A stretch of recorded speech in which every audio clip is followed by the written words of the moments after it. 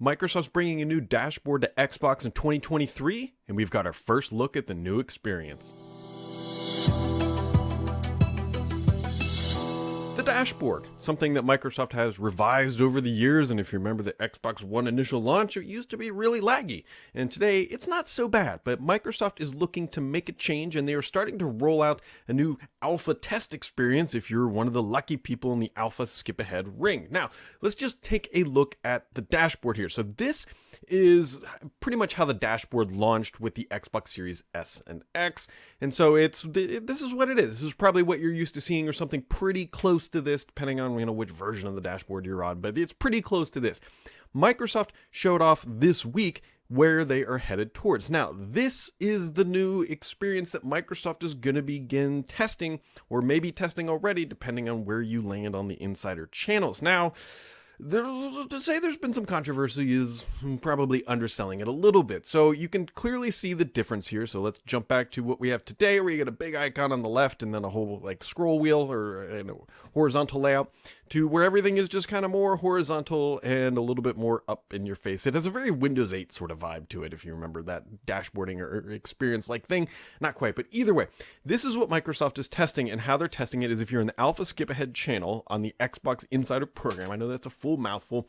They will randomly select a sample, and this is their first iteration. I want to be key, their first iteration. Microsoft has made it clear that they're going to be trying different styles and layouts and different things for the year ahead, or at least the next couple months ahead, and then eventually settle on something new, and then they will ship it to everybody. But I want to just caution that just a little bit. While Microsoft says they're going to be trying different variations, and I have no reason to doubt them that they are, except that sometimes that, just having been around the world of Microsoft for a while, typically what they ship the first time is their kind of what their leading thought is. It doesn't mean things won't change and they won't listen to feedback, because one of the biggest pieces of feedback is everyone's like, what's the point of a wallpaper? You can see even less. You can see how much of that wallpaper you can see here, and how much you can see here. Obviously, if you really love your wallpaper, you're going to be upset about this change, and that's one of the big things, especially if you're using a dynamic wallpaper, which Microsoft made such a big deal about while not envisioned here. It is something that I don't know. It's something Microsoft made a big deal about, and now they're hiding it even more. So hopefully maybe they'll listen to our feedback and move along from there. But you can see here what they're doing is they're bringing, it looks like, more content into larger squares or rectangles up onto the stage. And I have mixed opinions, because just, toggling back and forth, you can see that they're making search a little bit more prominent there in the top right corner. But that's really about it. It goes from the top, and then really in the middle, all that they're really doing is they're making game icons across the board bigger. And then they're also bringing up some more content that was typically down below, like the Microsoft Store or things like that.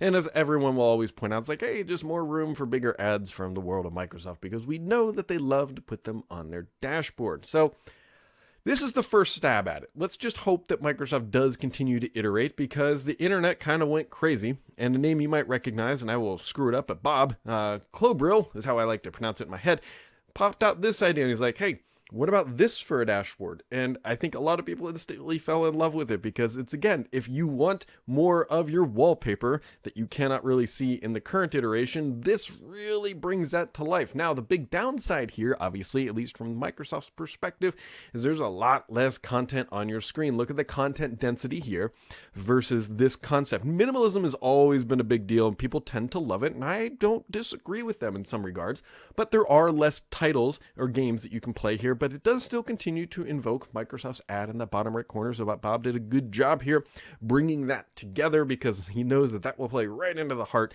And the problem is that now everybody sees this one, they're like, man, that would be a lot better. It's just more minimalistic. It's just better. But Microsoft would be like, well, we got more content density here. It's actually faster to launch more things, which means more is better, and better is better for engagement metrics and everything else. So I don't know. I think everybody watching this is probably going to be like, hey, this is the route that they should go, not this route. I mean, if you jump from something like this, which is the current design, to the minimalist design, we'll just refer to it as that's a pretty big jump. That's a pretty big jump in content density. But again, if you really like seeing your wallpaper, you are vastly going to prefer this layout. And I gotta say, I prefer it too by a large margin.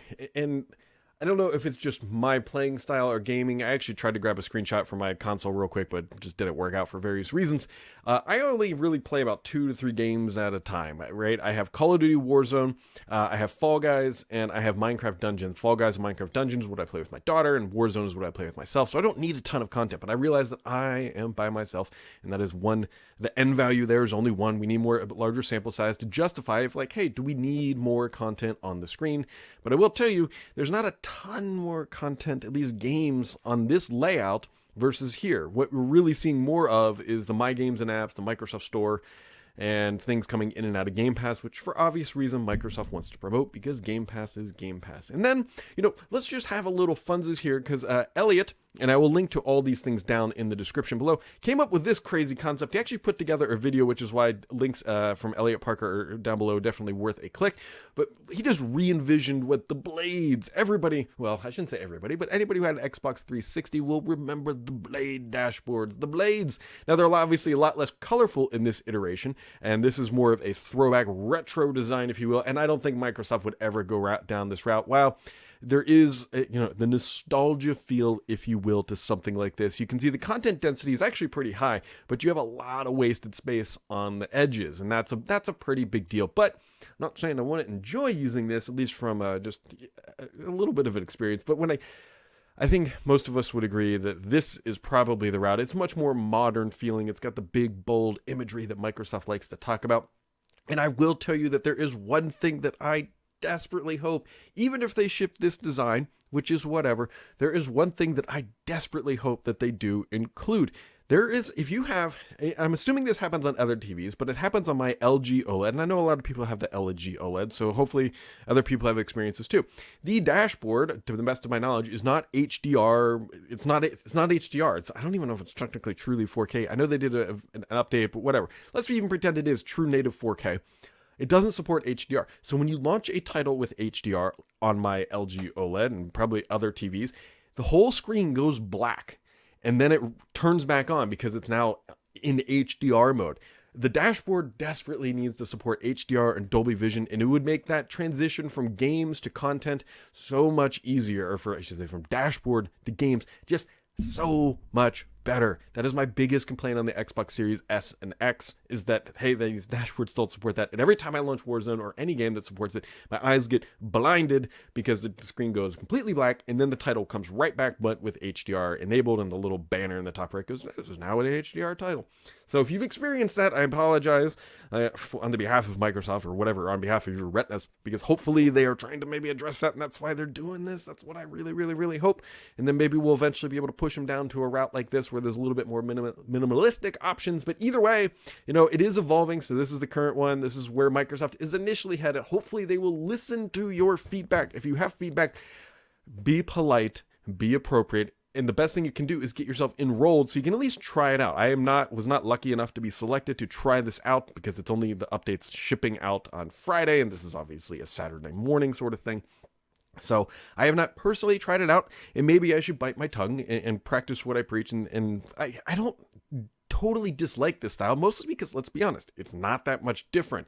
I think it's just we all want something more fresh and not so much this. When they say we're doing a dashboard, it's like, if we're going to do a dashboard, let's do it right. And I think we all agree that this is probably the way we want Microsoft to lean. But as of right now, they are not going to do that. They're definitely not going to go this route, but that's okay. That is okay. So I'd love to know what you guys think. If Microsoft does go this route, how could they take this and make it better? Obviously, reducing content may not be an option, because I guarantee that the designers and the people who are pushing this change through have certain requirements from the design team that they must reach. First off, it can't change dramatically, because changing the user interface is actually quite a big deal. You can't move the cheese, as it's often said, because then people get lost and confused. And going from something like this to this would mitigate that risk. The risk that the consumer opens it up one day, the update drops on a Tuesday, they open it up on Wednesday, and they're completely lost. That is a bad experience. Microsoft will get a ton of blowback. Cannot go down that route. That being said, I'm going to hedge here that the average gamer is a little bit more tech savvy than the average just novice smartphone user or computer user. I think that they could easily make the transition to over here. So either way, guys, the important point is a new dashboard is coming in 2023. Microsoft has officially said that they're updating it. We don't know all the changes, but be on the lookout for Microsoft to iterate and update and make changes on this dashboard. So there you go, my friends. That is the changes of the dashboards that are coming, what we hope to see, and to some conceptual stuff. Either way, let me know what you guys think. Drop a comment down below. I will see how Microsoft reacts to our feedback, and again, be respectful. And as always, make sure to keep it subscribed here, because the only BS on this channel is me.